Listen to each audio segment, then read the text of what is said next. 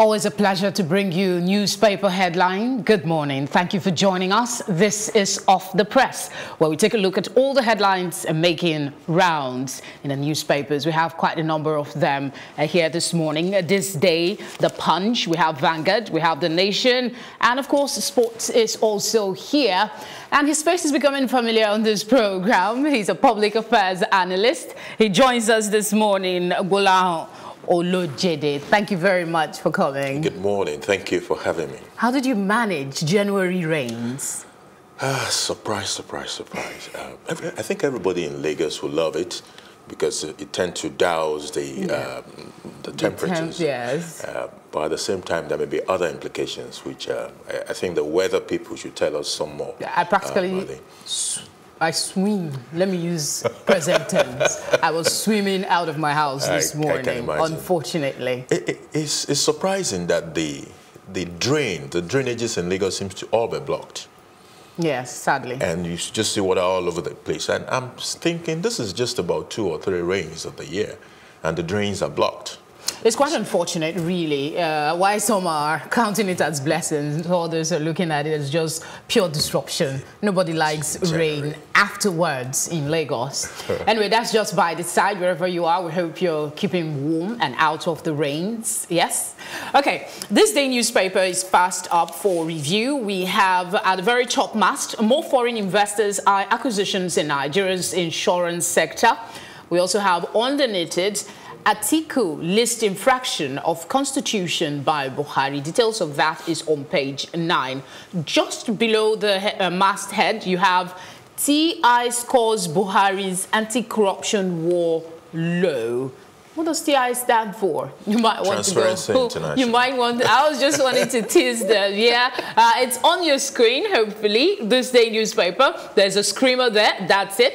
NJC gives Onoye Mohammed 7 days to respond to petitions. It has a couple of riders on it. You might see it clearly as well. But let me just read it. Lawyers boycott of courts records partial success. Agbakoba asks MBA to strip Umar of practice license.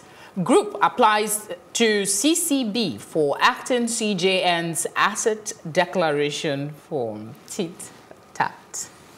And at the very bottom of the front page of this day newspaper, House approves 30,000 Naira minimum wage. That's on page 8. That's a bit of an issue at the moment because Buhari actually asked for 27.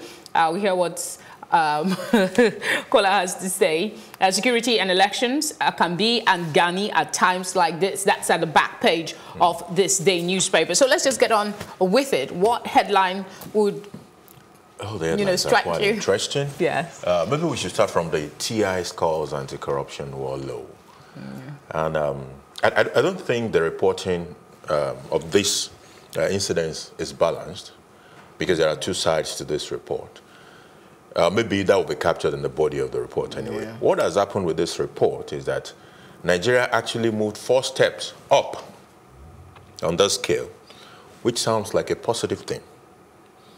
But when you look at the score itself, it remains 27 for 2017, 27 for 2018 as well. But as far as the ranking is concerned, Nigeria has actually moved up on that scale by 4 steps. Oh, that's some cheering news at least. What do you say about this House of Reps approving 30,000 Naira when Buhari requested it's going to be chaos. Maybe when we get to that bridge, you'll cross it. Now, it's strange, isn't it? The federal government sent a bill for 27,000. Yeah. Now, the House of Rep decided that they would take the report of the tripartite committee. There was a committee that recommended 30,000 ab initio. So they decided to go with that. Now, where the complication will come in is the federal government is not the only person that will pay this minimum wage. There are other parties that will also have to pay this wage, and that the governors especially. And these governors were the reason in the first instance that they had a prolonged discussion because they were saying, look, we cannot pay it.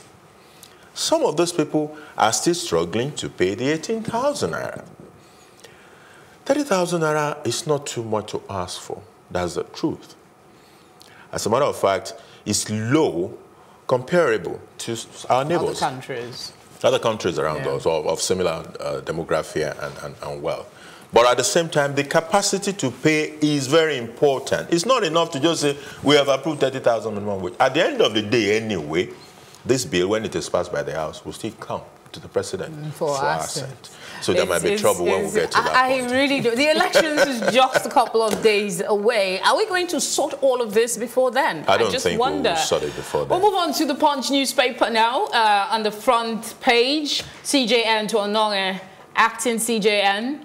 Response to petitions in 7 working days. It has 2 riders. You might want to take a look at them. You find details of that story on page 2. We already know Ononge is challenging his suspension. That's a very prominent on the front page of the Punch newspaper. That's it right there for you. And at the top, you will see EFCC begin tracking of vessels lifting Nigeria's crude. Details of that is on page 23. Atiku reports Buhari to France, Germany, EU, US, UK. You already know that. And then this interesting one, politicians, terrorists planning to disrupt polls. That's the NSA, National Security Advisor, speaking. The very bottom of the Punch newspaper, we have lawyers' boycott of courts, re-echoed here. We flip quickly to the back page. But before I do that, let's quickly catch this one from at the very bottom. It's right there, Ambode Group wants 28.8 billion naira Lagos Assembly's running cost probed. Ambode is not having the best of times right now. At the back page of the Punch newspaper, you also have modular economy for Nigeria. What's it about? You might want to go catch the paper for details. But let's get our guests to waiting some of these headlines. I think some of the different ones here is this on Ambode and the possible terrorists planning to disrupt elections. It's good that they know that people are planning. What might have been bad is that it happens without anybody knowing.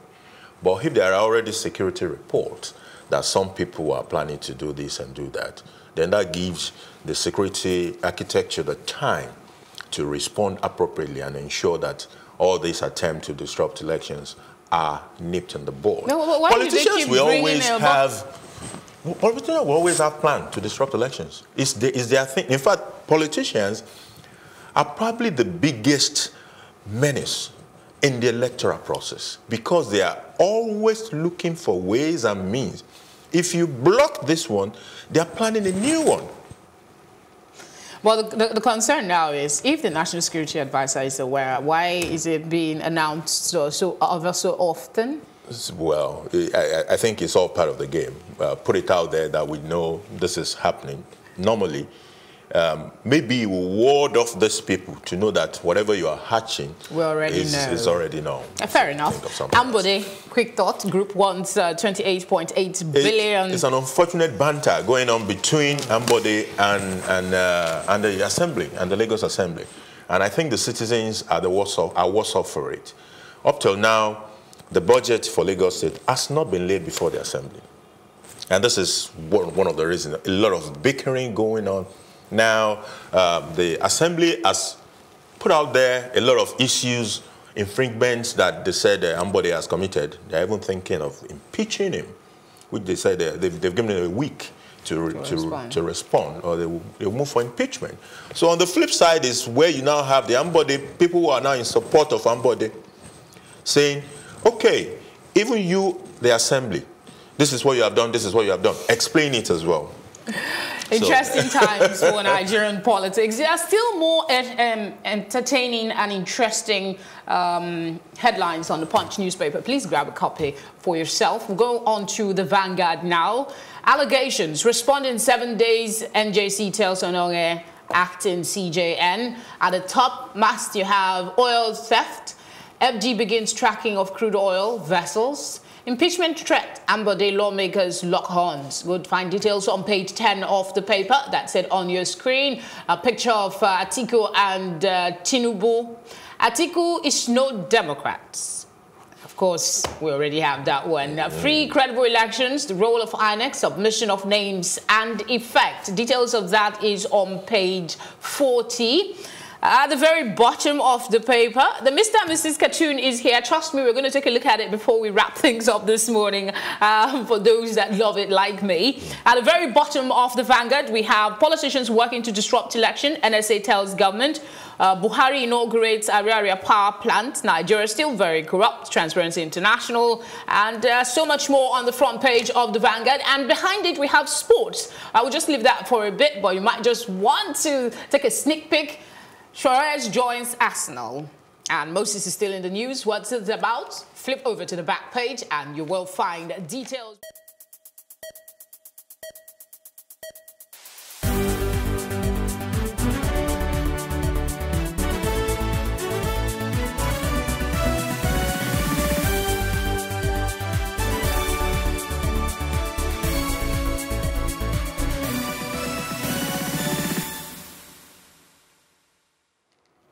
Very good to know you're still with us. We're going to sports now. I have Samson Oloyede in the house. Thanks for joining us. It's a pleasure being here. Okay, we'll start with the Vanguard newspaper, the back page. Okay. We have a couple worries over injuries complacency. That's 2019 AFCON. Suarez joined Arsenal, and of course, Fenerbahce fans are amazing. Moses, yep. Which of these do you think people should focus on? Well, the raw story, appeals to Nigerian fans. The AFCON is in June, and that's probably some 4 or 5 months away, and you want your best players to prosecute, the tournament. The last time we won the championship was in 2013, so we really want to go there to, make a statement this time around. And it's going to be difficult because it's a long season. Players will be burnt out. The season ends in May, and then just barely a month after, there's a huge tournament like the African Cup of Nations, to play. So it's understandable if General is a bit worried or concerned as regards players' fitness, injury worries here and there, and maybe a bit of complacency as the story reads as well. It's pretty much understandable. Okay, there is a caption on today's fixtures, if you'd like to take a look at it, on the back page of the Vanguard. That's Vanguard Sports.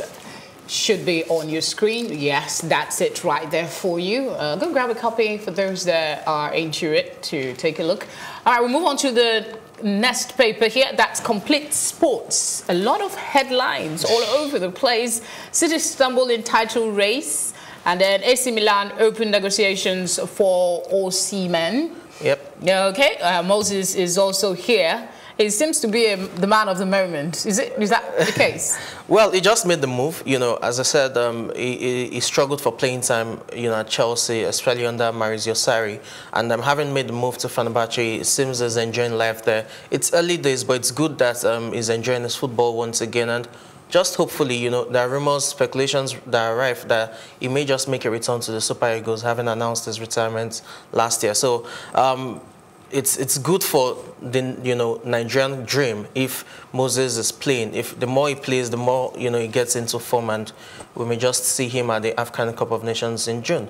Okay, you're the one that will know which people would really want to hear about right now. So which of these headlines? Well, a couple. The AC Milan opening talks with Victor Osimhen. That's one that seems good on the surface, but it's a bit worrisome as well. Milan just signed Piatek, who got a brace last night for them against Napoli. There are a couple of striking options. They've got Patrick Cutrone is in there as well. Victor Osimhen, if he moves to AC Milan, he will probably struggle for playing time. And that's not good for a player. The Super Eagles are looking forward to be the next, Victor Gali, so to speak, of Victor Gawa, for the Super Eagles. But away from that to other headlines you mentioned, City stumbling in the title race. It was a shock yesterday against Newcastle United at St. James's Park, and then it blows the title race.